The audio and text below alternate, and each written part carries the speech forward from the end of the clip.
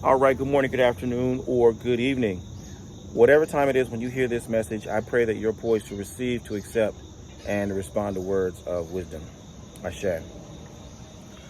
So, I have been working in the public as an exponent and a promoter of Orisha tradition for over 20 years now. Over 20 years now. And the first thing that I did was, the very first thing that I did was I started a newsletter. And I started writing this newsletter, and I sent it out all over the country. And I would just write articles, right? This is before social media. And so I would write these articles, and I'd send them out, right? I'd print them out. I would fold them up, put them in the envelope, buy the envelopes, the stamps, and I'd send them out all over the country. Like every month. I did this for a couple of years. And I thought, I expected that the community would respond in a certain way. I thought people would write back. I thought people would email. I thought people would call. I thought that there would be some kind of a interplay between me and the community. And so I wonder how many people actually who are tuned in today have a copy of that newsletter that I used to send out. After that, it evolved into after school program and summer camp. So I ran these educational programs for school-aged children, but it was targeted towards people in the Orisha community. I did everything from a Yoruba and Orisha perspective. And I expected that the members of the community would jump at the opportunity to have their children learning, about the tradition from a cultural and folklore perspective together. I thought that would be something that would excite the people. And it just has evolved and evolved and evolved. And by the time I ran the summer camp for maybe 5 years, 6 years, I realized what was going on. Really, I had an inkling at the very beginning, but it became very solid for me after I had a couple experiences about 5 years into it. And that's the impetus for the lesson that I want to share today, because it still plays itself out, and I think that we have a grave need to correct for this problem. And the problem is that our people are competing and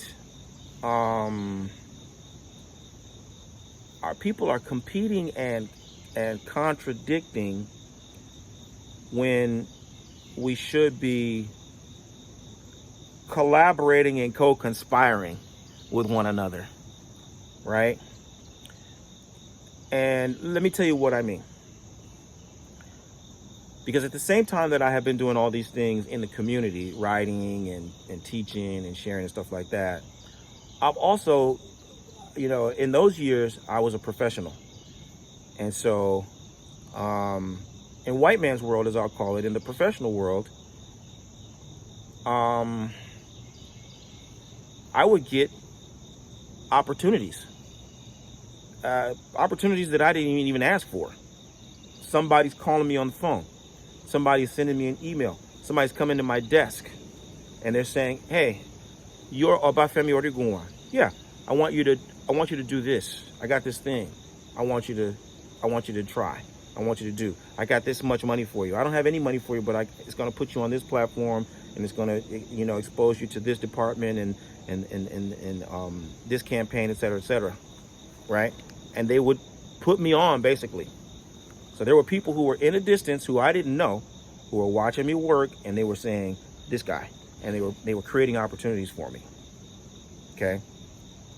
Another thing that would happen, there would be people, there would be something put in place where they'd say, hey, Obafemi, I want you to go and sit with this person at regular intervals, every 3 months. Sit down with this person, tell them what you're up to, show them what you got on the table, and let them coach you. Let them give you some advice. And so I would. At regular intervals, I go to this place or that place, and somebody will give me advice. They look at the work that I'm doing, they look at my projects, they look at my vision, they'd assess my skills, and they would give me advice on what to do and what not to do in order to up my game, in order to increase my influence, right? Another thing that would happen is, hey, you know what? They'd identify me as a talent, and they would assign somebody to get in my face. Hey, Obafemi, I saw this, I saw that. You were, you know, when you worked on this and you worked on that, we're in this workshop, or you were writing this piece for this group. Hey, you know what? You're going too fast with this, or you're talking too long about that, or you're going too slow with this, right? When you do this, you got this power, man. You need to move in close. This is your strength, man. You need to get in close. When you start to get to this point and you start to feel like this and that, you need to get in close to the people. You need to touch them. Really? Yeah, this is what's going to send it over the top, because of this about you and that about you and this about you and that about you. Is that right? Yeah. Go do it. Right? These are all of the things that I really experienced in the professional world. Things that I didn't actively seek out. But because people could see talent, because people could see an opportunity, they would invite me in to do certain things. They would recruit me to do certain things. That's what happened for me professionally, right?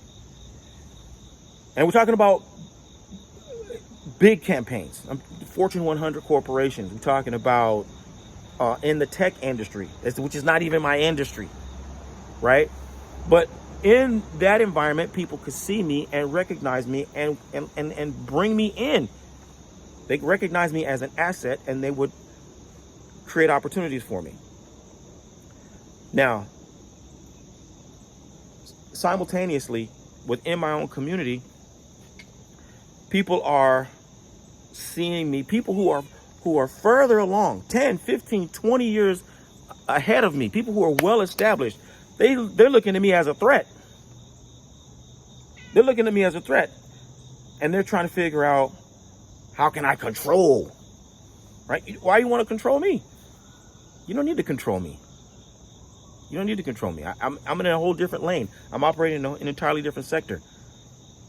Right? You got people who are trying to contradict. If I say blue, they say yellow. If I say green, they say orange. If I say up, they say down. If I say forward, they say back. They don't even know what I'm saying, why I'm saying it. They just want to contradict. They want to contradict, right? They feel threatened and they want to contradict. Other people are competing.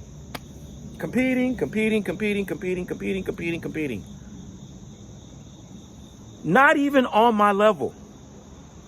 Not even approximating my level and my skill set. But all you want to do is compete.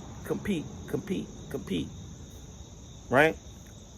A couple of months ago, we had a ceremony, and I was really surprised to hear one of my students, who actually is an elder and has been around since the old days. She's seen my career and has been a supporter and participant in my work for, at least a decade now. And we were sitting down just having a casual conversation, and I was really struck because I didn't know she had been paying attention like that.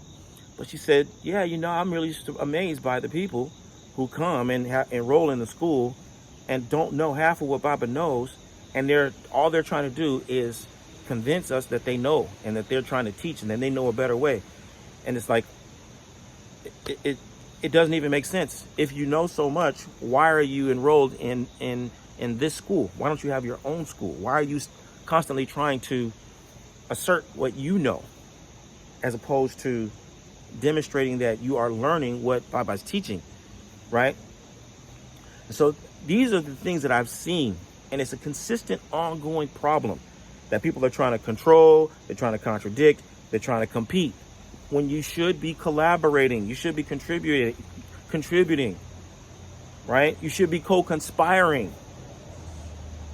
These are the things that are, this is why our collective progress is right now only at about a C. People are all excited because they just get to see each other on Facebook and on Instagram and on TikTok and on YouTube. And you know what I mean? It's kind of cute to see us with the beads and all that kind of stuff. And it is reaffirming. I don't want to dismiss it. But when you think about where we are, the potential of our position globally, economically, socially, we're not even getting close to the full potential of what we could contribute to our own well-being right now. We are not even getting close to what we could be doing. The kinds of institutions and opportunities that we could be creating for ourselves if we would operate differently, if we would stop contradicting one another, if we would stop trying to control one another, if we would stop competing with one another, if we would stop, we could be doing so much more. All right. And so this is a lesson that I want to send out. It's a message that I want to deliver to the leaders. I want to deliver to the leaders. You know what? If you are done with people contradicting you for no reason, if you're done with people conspiring against you, if you're done with people trying to compete with you and contradict you, with people who have no vision, no purpose, they're not taking us anywhere, but they just want to pretend that they are somehow, greater than you, then I want you to find out how we can start working together, how we can collaborate with one another, how we can co-conspire with one another in favor of helping to bring about the good condition for ourselves and those who we are destined to serve. If that sounds right to you, find out how Oloye Obafemi Origuwa and the Orisha Lifestyle Academy can help you take your practice and your life to the highest level possible. Visit me at obafemio.com or orishalifestyle.com, and let's start working together to help you live the medicine that will heal your life and heal the lives of those who you are destined to serve. I look forward to working with you. Bye for now. Odabo.